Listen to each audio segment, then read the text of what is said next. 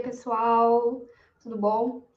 Eu sou Ana Carolina Marinho, eu sou do Departamento de Psicobiologia, mestranda da professora Cláudia Berlim e vim introduzir para vocês uma pesquisadora maravilhosa que vai falar sobre Open Science.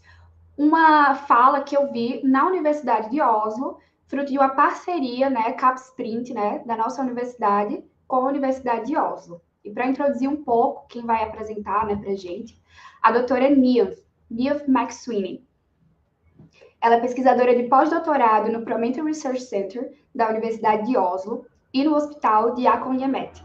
A sua pesquisa foca em compreender como o desenvolvimento cerebral se relaciona com o risco de depressão na adolescência, com ênfase no papel da puberdade e das experiências precoces de vida. Ela tem um grande interesse em métodos de pesquisa aberta e fundou o Edinburgh Reproducibility Open Science Journal Club durante seu doutorado na Universidade de Edinburgh. Eu estou aqui para mediar também a discussão, então vocês podem deixar comentários que a gente vai ler para ela, perguntas, e a gente vai voltar no final da apresentação. Podem voltar sempre para os slides ou não voltar. Eu vou estar como mediadora e também tradutora aqui, então fiquem muito à vontade para deixar comentários e perguntar. A Niamh é extremamente acessível. Welcome, Niamh. Thank you for being here. Hi, well, thank you very much for having me. It's really nice to do such an international talk. So hello from a kind of cold, overcast afternoon in Oslo. Can you see my slides? I think I should. Yeah, perfect. Okay, great. I don't know if there's anything else more to do than to start, if that's okay. Great. Okay, well, so I'm really delighted to be invited to speak to you today. And today I'm going to be talking about a research topic that's quite close to my heart. So the title of my presentation is The Value of Pre-Registration for Researchers Today. And as was already said, I'm a postdoc at the University of Oslo. And hopefully you take away something from today's talk. Okay, so also apologies in advance, none of the animations in my slides are working, but the content is there, which is the most important thing.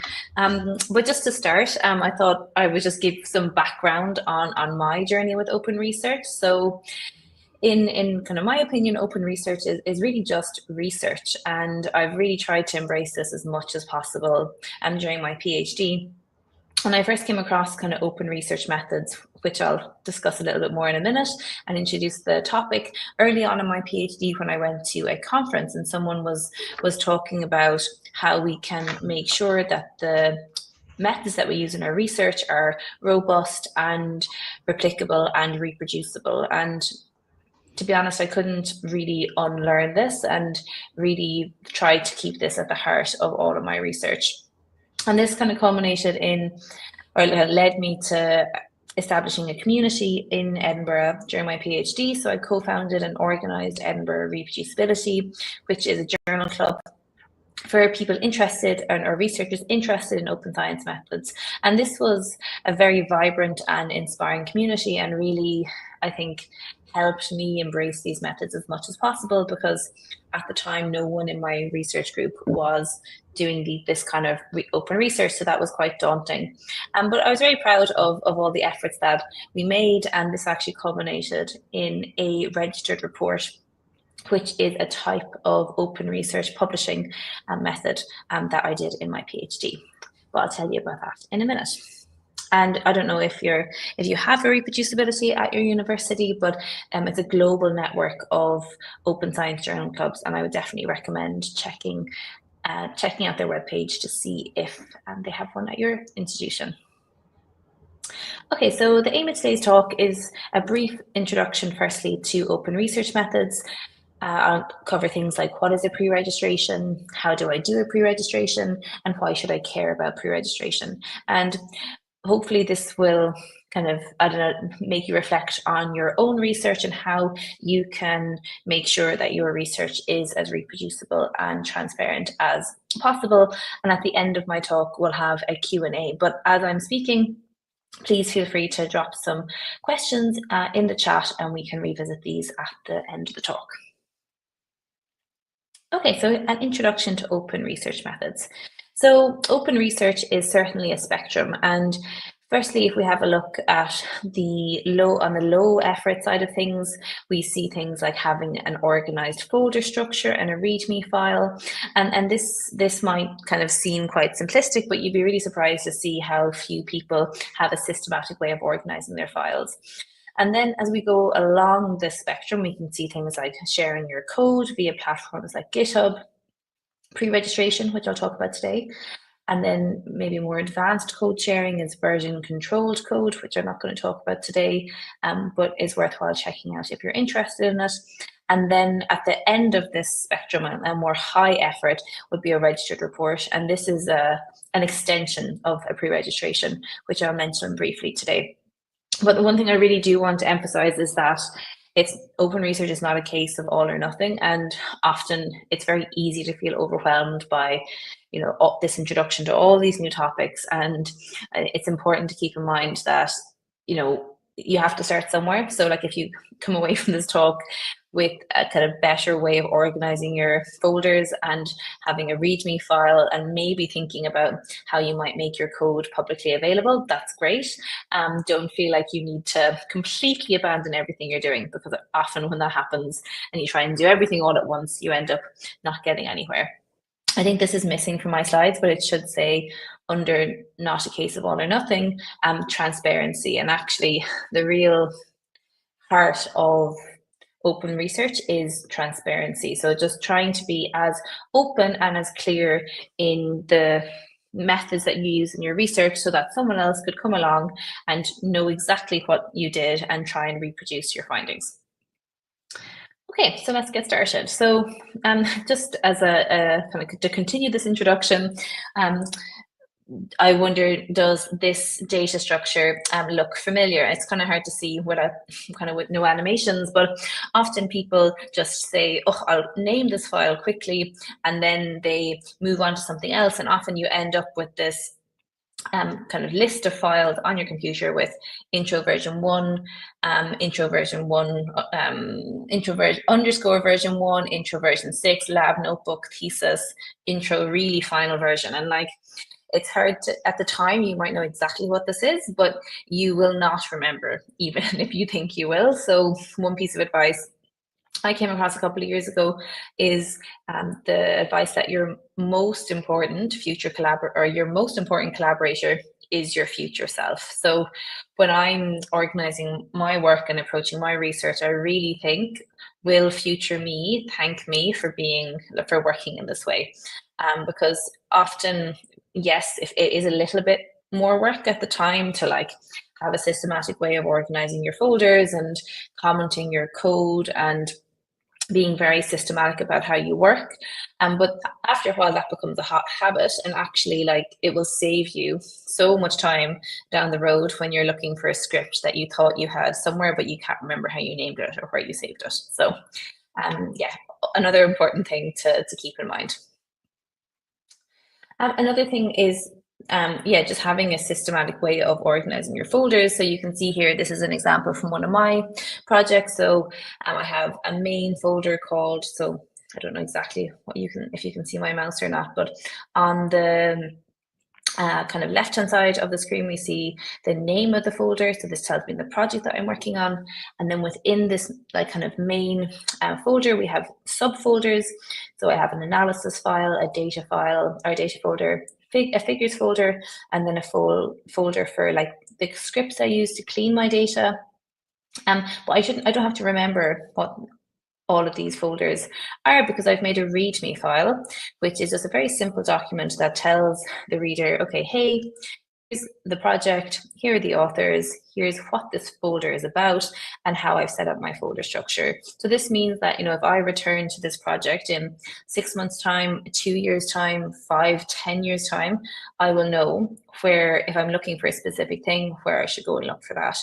And it's becoming more and more common that when you publish a paper, that journals will ask you to make your code publicly available. So I upload this onto a data sharing or a code sharing website like GitHub, and someone can come along and see exactly the code I used to run my analyses, and also how I set up my folder structure so that they would be able to, run my analysis if they wanted to. And this is just a way to ensure that the results that we're getting are actually meaningful and correct. Okay, so today's talk is going to focus on what is a pre-registration. And so firstly, I'll introduce what a pre-registration is, and then I'll walk through each of the individual steps. Okay, so in open research, we have two main kind of publishing methods. The first is a pre-registration. So this is a time-stamped, read-only version of your research plan, importantly, before you begin your data collection or analysis. And this document can be uploaded to a platform like the Open Science Framework. So this is just a website that researchers can use to kind of share documents or data relating to their project. And you can either make this public if you kind of don't mind other people seeing what research you're doing, or you can actually put it under an embargo so that no one else can see this until you make it public, normally when you've published your actual paper. And then I'm not going to talk about this today, but just for those that are interested, a registered report is like an extension of a pre-registration. So what you do is you write your introduction and your methods and a very detailed data analysis plan for your paper or your research project. And then that goes for peer review. So that's sent to a journal, it's peer reviewed, you get feedback on that, and you kind of address normal comments like you would in any kind of peer review process. And then what happens, which is the kind of differentiation factor for registered reports, is that you get something called an in-principle acceptance. So this means that regardless of what your results were, whether or not they were null findings or whether or not you supported your hypotheses, that the journal will publish your paper as long as you followed your research plan. So that's what happens in this stage too. So once you've analysed your data, you then resubmit it to the journal, and the emphasis isn't on like the novelty of the results and how cool or how interesting the story is. It's instead on the like rigor of the science, and this kind of publishing emerged as a way to kind of combat the rampant use of p-hacking and also looking or hypothesizing after the results are known. But for those that are interested, there's lots of great tutorials on YouTube and lots of papers and information about registered reports. But today, as I said, I'm going to focus on pre-registration. Okay, so how do I do a pre-registration?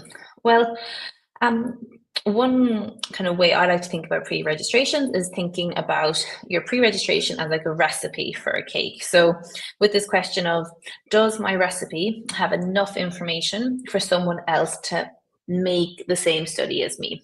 So here are some kind of key steps in the recipe that I need to follow in order to make sure that someone else can make the same research study as me. So things like, okay, what is my general research question?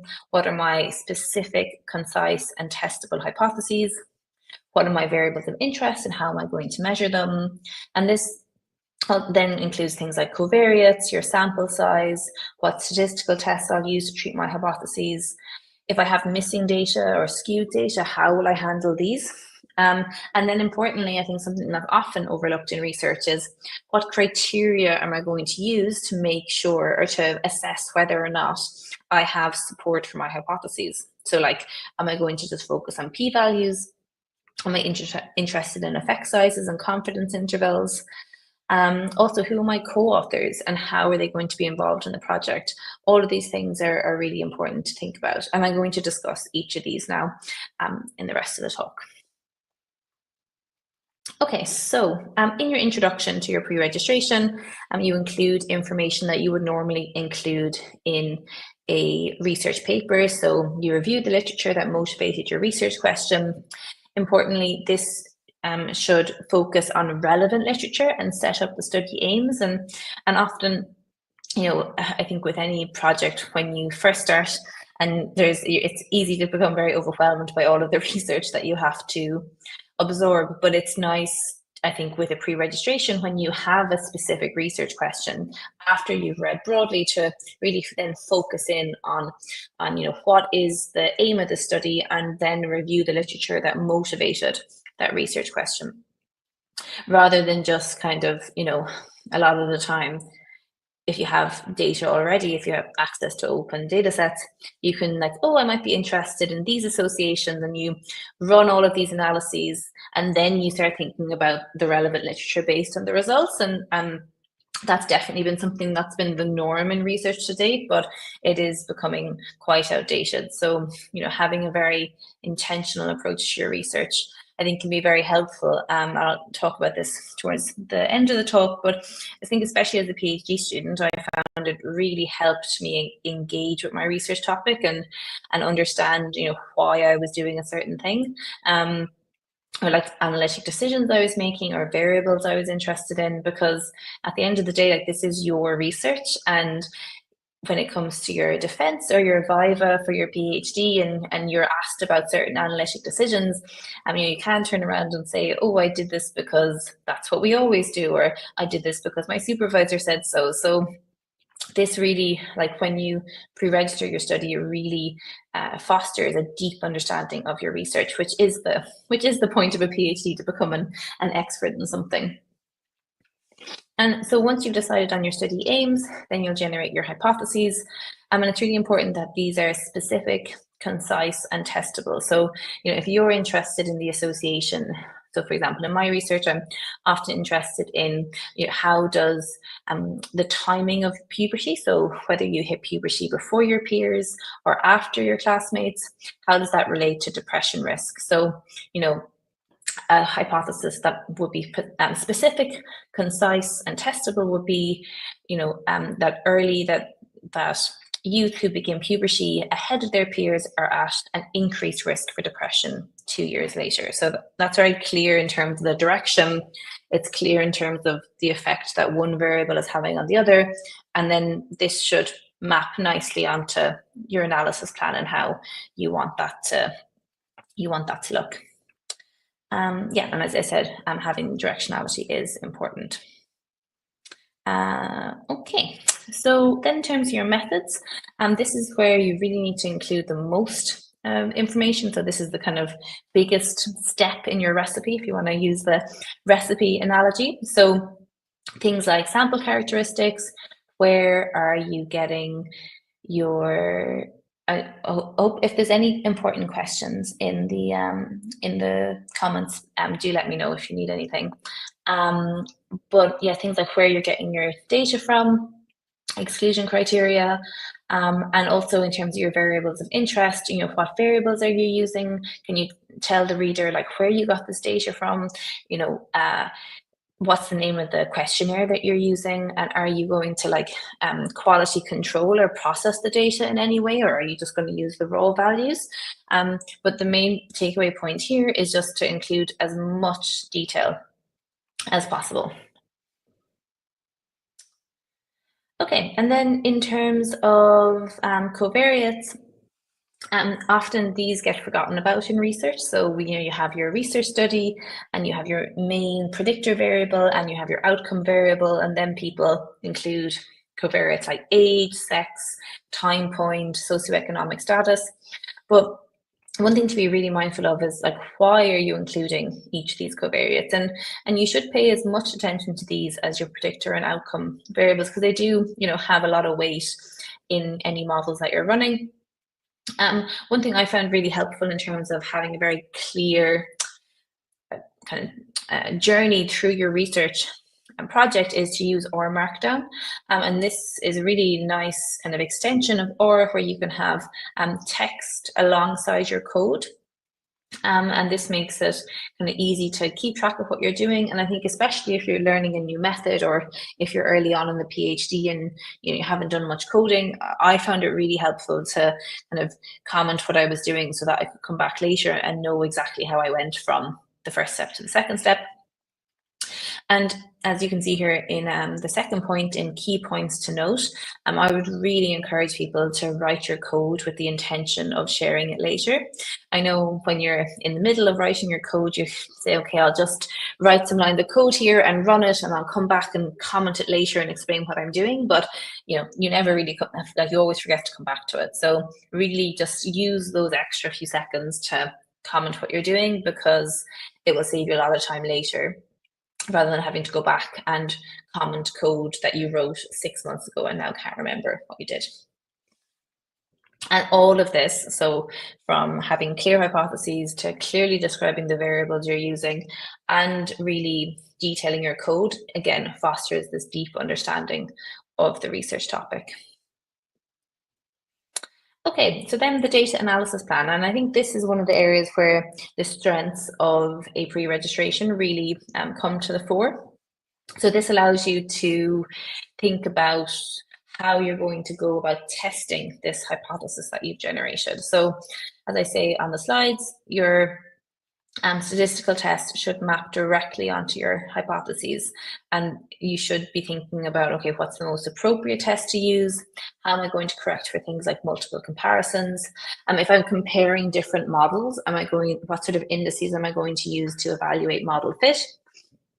And also, importantly, how will you interpret the results? And this goes back to something I mentioned earlier about having very clear inference criteria. So like, for example, if I find if I run a regression and I find a beta value of 0.2 and the p-value is less than 0.05, I will find support for my hypothesis. And on the side, you can see just an example of a very simple hypothesis table, but I often use this even just for project planning. It doesn't necessarily have to go in your pre-registration, but just thinking about, here's my research question, here's my hypothesis, here's my kind of sample or the data I'm going to use, here's my analysis plan, and then here's the interpretation given different outcomes. And this also really makes it quite clear for you, like you always have this blueprint that you can refer back to. So a PhD involves a lot of training and a lot of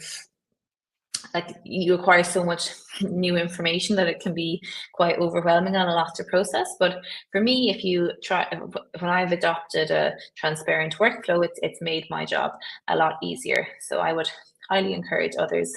And also, I'm talking about this today as if you're the only person doing this pre-registration and on this project, but that's absolutely not the case. And I think, when you think very deeply about your project plan and you pre-register it, it really creates a lot of opportunity to ask others for help. So, for example, if you're doing a research project and you have familiar with one kind of analysis, but you know that you want to do a new kind of analysis or learn new skills, when you're thinking about, okay, well, I'm going to use this kind of analysis, who can I ask for help and who can I ask to join the project as a co-author and so that they can help me acquire this skill. And this is really nice because I think it opens the conversation about co-authorship much earlier. And I know that co-authorship can vary a lot across institutions. So just being organized and planning things in advance creates space to have these conversations, which I think is especially important earlier on in your career. Also, another thing you can include in your pre-registration is a data access statement. So this varies depending on what kind of research project you're doing. So in the pre-registrations I've done, I've always worked with pre-existing data sets. So I have accessed some of that data already, but I haven't kind of tested the associations that I'm pre-registering. But often you just need to provide prior knowledge and kind of a self-certification of, I haven't ran these analyses and here are the papers that I've published on that topic. Of course, it's a bit different if you are collecting your own data and you pre-registered the study, then you obviously won't have access to the data. But again, it's just about being transparent in how much you've handled or worked with the data. Okay, so as I mentioned briefly a minute ago, author contributions can be a really helpful aspect of a pre-registration. I often like to think about a project as you're kind of in the private sector, people talk about resources for a project. And I've tried to apply, even though I've never worked in the private sector, I've tried to apply that thinking to my research project. So for example, if I'm the first author on a project, I know that I have these skills, but I know that this new project will require me to learn new skills. And as I said a minute ago, who am I going to invite to be part of this project?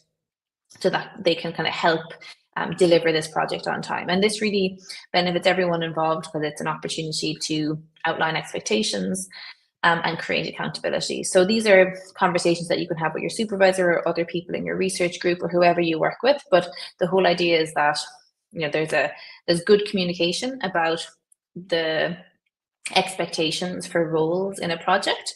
And in my experience, when these conversations have been had early on in the project, it really helps to kind of increase the chances of having a smoother workflow throughout the project. Okay. Yeah, and this is actually a really nice paper that came out a couple of months ago, or 2 years ago now, in Nature Human Behavior. So it's just about authorship agreements and how they can benefit researchers and research culture. So I would encourage you to check that out if you haven't come across it. Okay, so why should I care about pre-registration? Before we start this section, I'm just going to have a drink of water.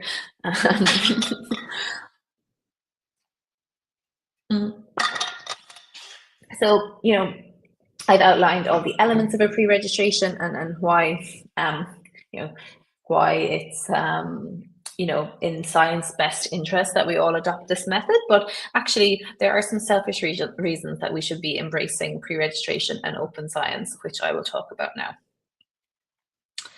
Okay, so as I said, yeah, why should you do one? It's best practice in research.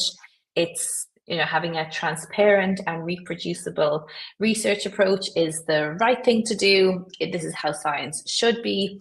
And this is all very altruistic and, you know, kind of thinking about the research community. But there's actually lots of selfish reasons that we should be embracing these research methods. First and foremost is that, like, transparency helps avoid disaster.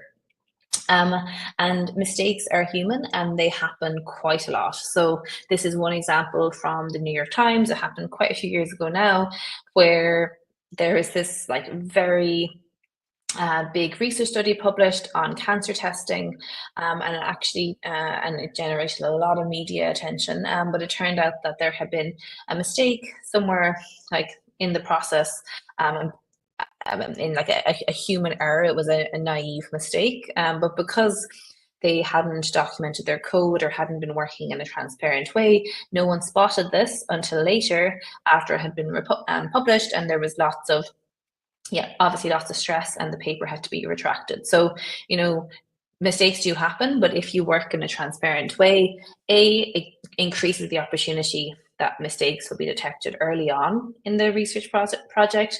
And secondly, even if it's detected later, you can show that it was an innocent mistake and that, you know, you've been documenting everything that you did in the project, because, you know, and then that just gives you a bit more protection, I guess, if a disaster were to happen.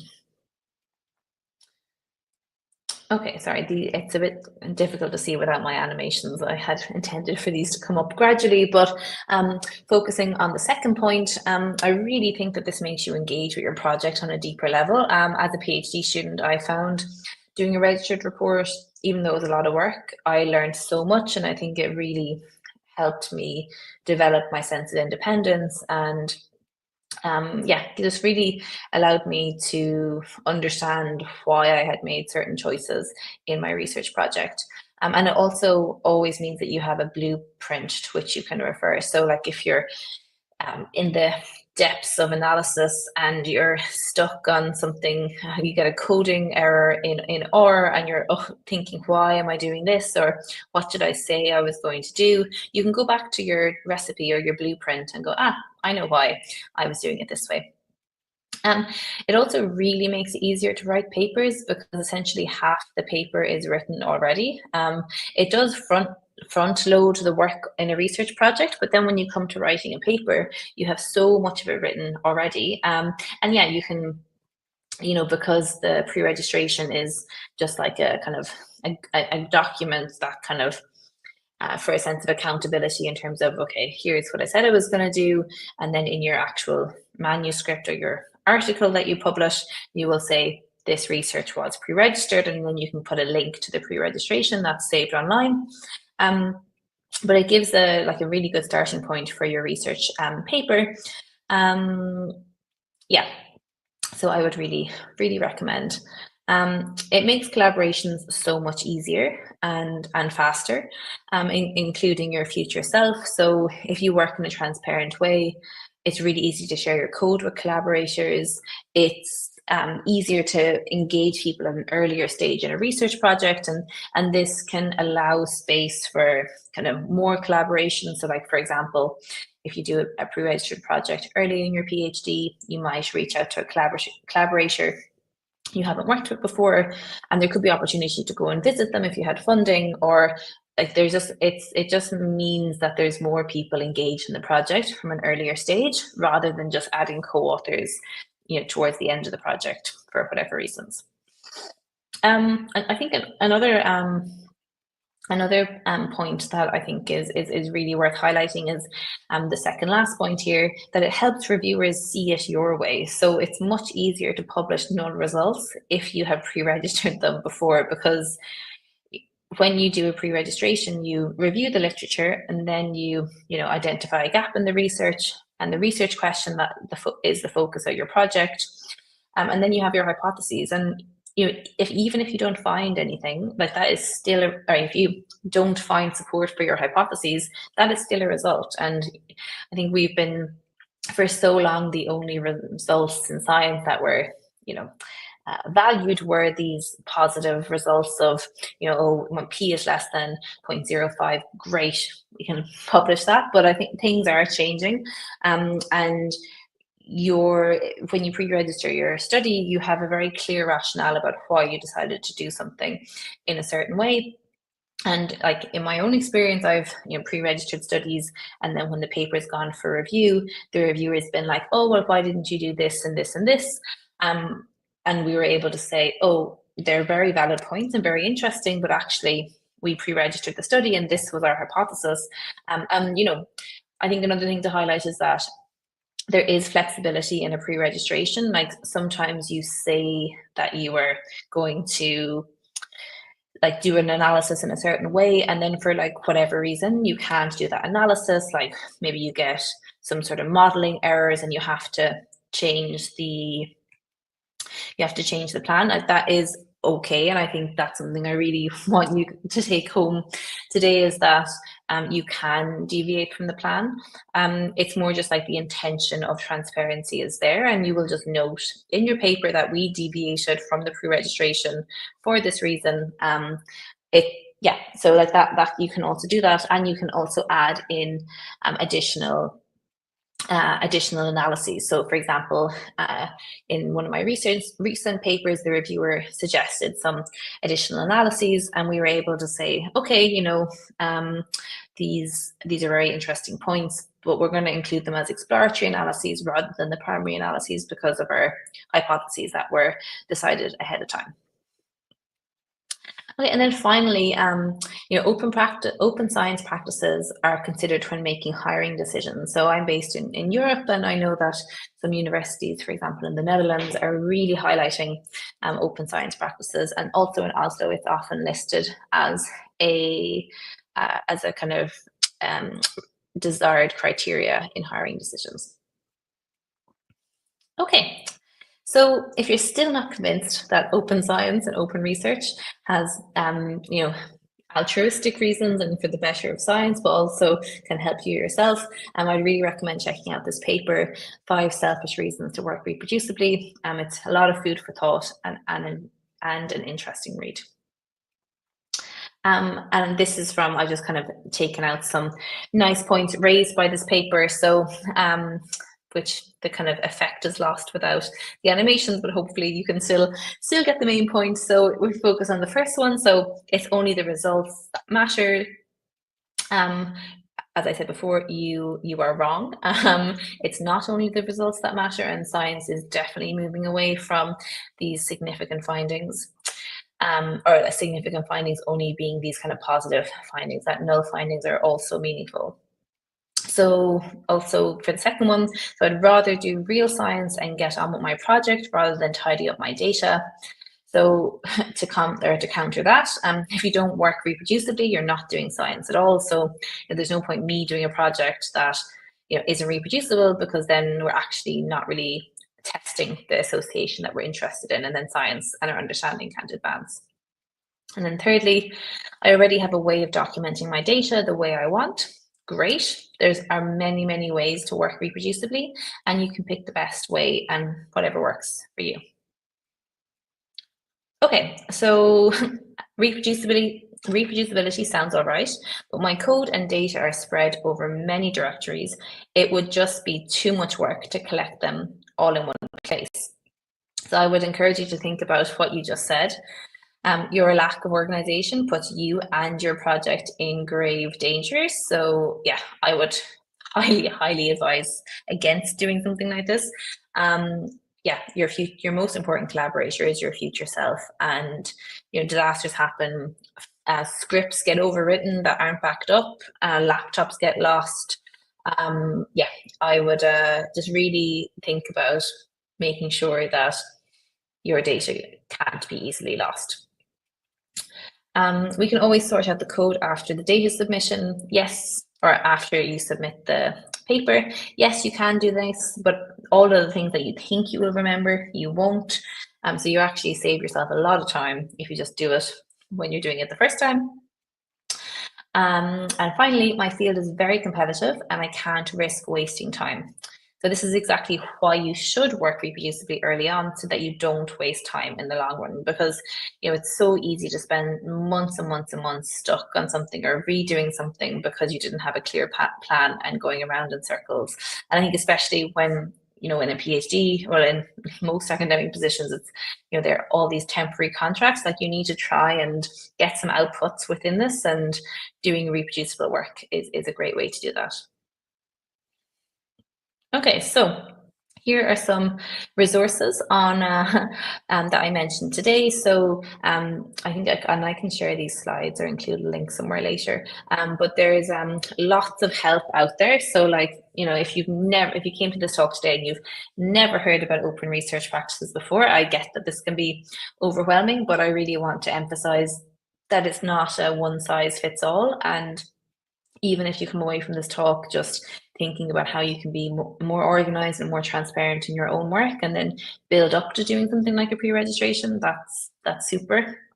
But there's lots of information online and lots of templates. So on the OSF, so the Open Science Framework, they have some really nice templates that allow you to fill in little bits of information about your project, and that's saved, and you can get a DOI link and share that with collaborators. You can upload it on social media, or share it with people very easily. Online, there's also lots of video tutorials on open research methods. So I included a link to a lecture series that I gave as part of Edinburgh Reproducibility on how to make your research more reproducible. And there's also a mini course there on that. And then there's an example of a recent pre-registration of mine, if you want to have a look at that. Okay, and yeah, with that, I think that's that's the end of the kind of lecture part of today's talk. So hopefully we can open it to Q&A. Sorry, something caught in my throat. But I think that's a good place to stop, and I'll take a drink of water.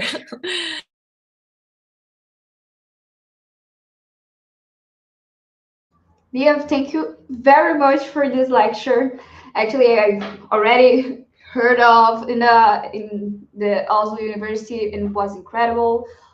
And today as well. And I myself have a few questions for you about it, and we can read comments later. But first, it looks a lot like a preprint system, right? With the preprints that we usually put like the results and this kind of stuff. Yeah. So, but we worry about some things like the journals not wanting to publish. Do you feel like the pre-registration process is the same? We have the same problem there, because some journals here, when we put it as preprint, they don't want to publish. So I don't know if it's the same. I've never encountered that, and in my experience, most journals now accept articles that have been pre-printed. I would say, if you are worried about people seeing your work, or if it's if you're working with a big data set that other people have access to and you're worried about getting scooped, then you could have a pre-registration and then just keep it private. So you can share it with your own collaborators. And in the final paper, you can say, our analyses were pre-registered, and then you can make that link publicly available. But it's a time-stamped document, so you'll still be able to see, okay, this pre-registration was uploaded 2 years ago on this date. They did this analysis, and now they're writing the results. But it just kind of, it makes it very transparent that you pre-registered your analysis before you knew the results. So in my experience, journals haven't really had any problem with it. And also, I think in my own experience, like now I ask sometimes why the study wasn't pre-registered. Like sometimes, of course, if it's very exploratory analyses and you're running it's more like data driven, and it's very clear that it's a data driven paper, then maybe pre-registration isn't appropriate. But I think in most other cases, like this is how we should be working. And I will ask the reviewer, well, why didn't you pre-register your analyses? Because you're meant to be thinking about your research question and how you're going to test your hypotheses and the analysis you're going to do ahead of time, not when you know your results. Yes, another thing that you're told right now is I had this thing with plagiarism. So I was afraid that doing the register of my research, there could be like something with could be a worry about plagiarism and this kind of stuff. But you don't think this would happen, right? No, because I think you can keep it, like if you're worried about people stealing your research questions, like you can just keep it private so no one else will see it until you make it publicly available after you've like published the paper. So yeah, if you're worried about that, then you can do that. Okay, so now we can go to the comment section. Thank you for answering my questions. You can see the comments you want me to read. Oh yeah. Oh well, okay, cool. I'm just having a look at these now.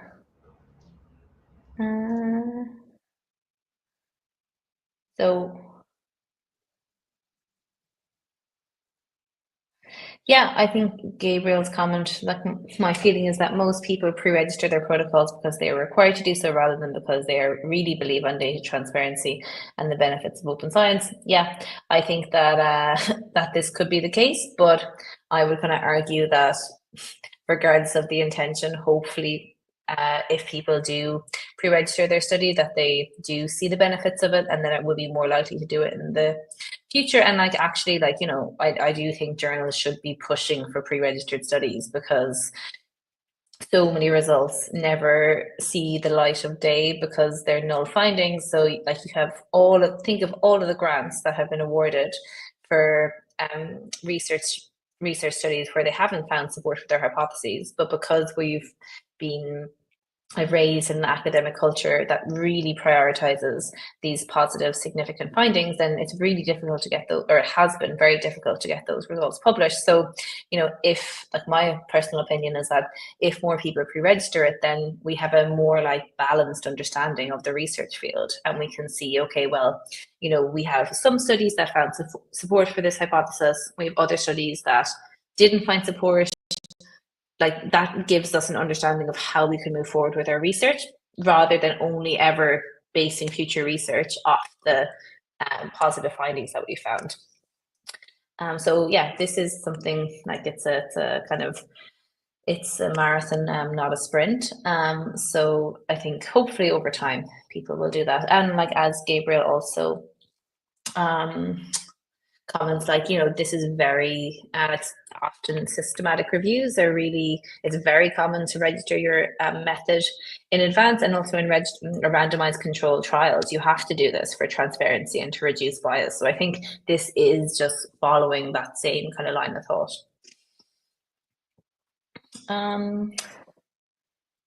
Okay.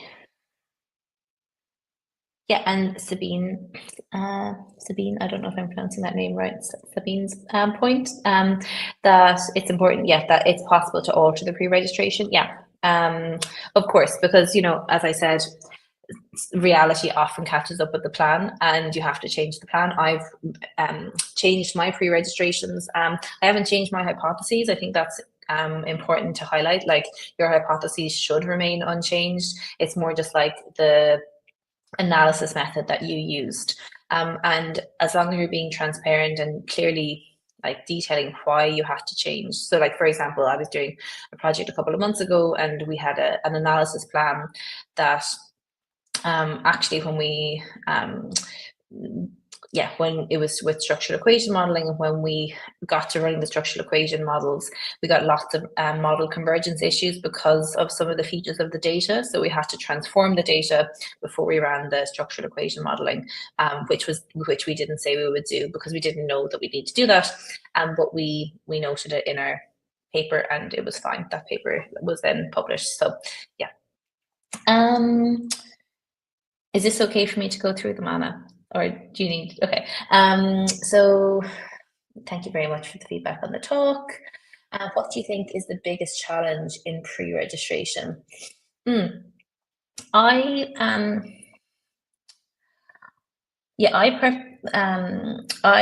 think in my own experience, like, there are a lot more positives than negatives. I think one downside sometimes is having like an overly specific plan about an analysis that you've never done before. So for example, in the example I just mentioned, like if I had done where I couldn't run where I had to transform the data before I ran the structural equation modeling, if I had done that analysis before, I would have known that this is a common error. And actually, it was a really good example of why you should include people earlier in the research project. So we actually brought a professor who's an expert in structural equation modeling into this paper, and he very much helped shape the direction of the project. And then for the kind of next project, I made sure to like resource the paper properly and make sure that we got input from everyone early on.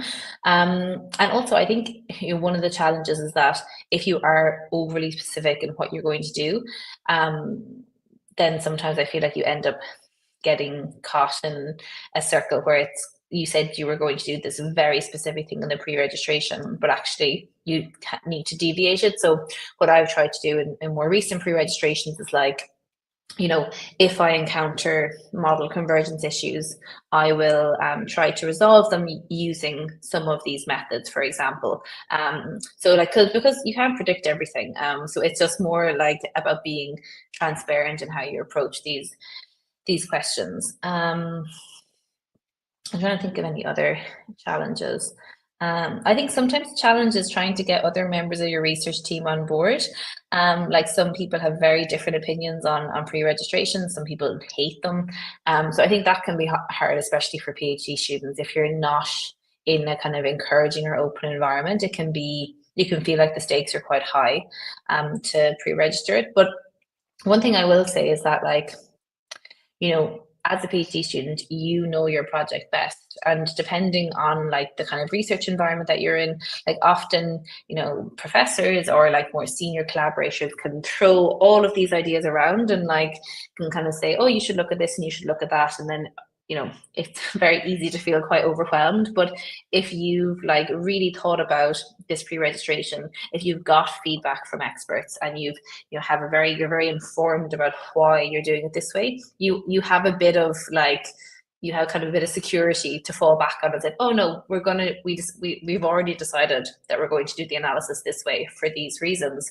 And rather than like kind of spending a couple of weeks doing some analysis that because someone had some like spontaneous idea. So I think it kind of gives you a bit of protection, I think, sometimes as an early career researcher, that like, no, we said the research, we're going to do it this way and we all agreed on this. So like, let's focus on this and maybe we can explore the other option and later and down the road for another project. Okay, so I'm just looking at Emerita's comment, Emerita. maybe, sorry if I'm mispronouncing your name.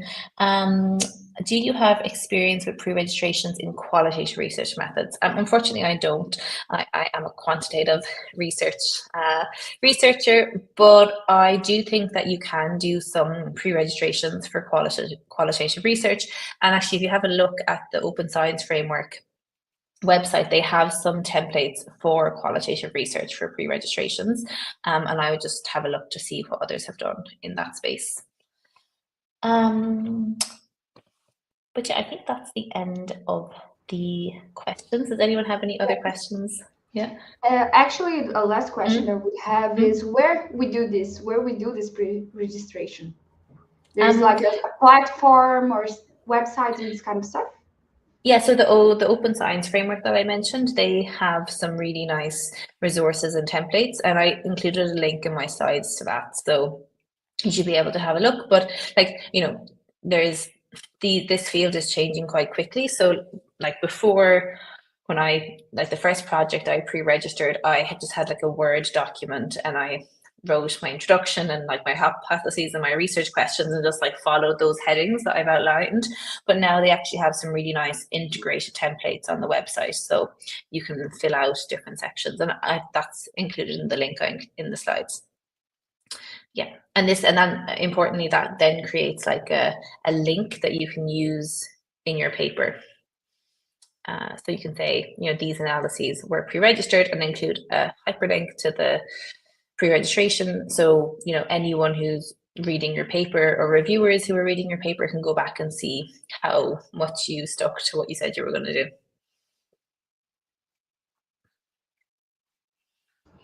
Okay, so that's it. Cool. Thank you very much, Niamh.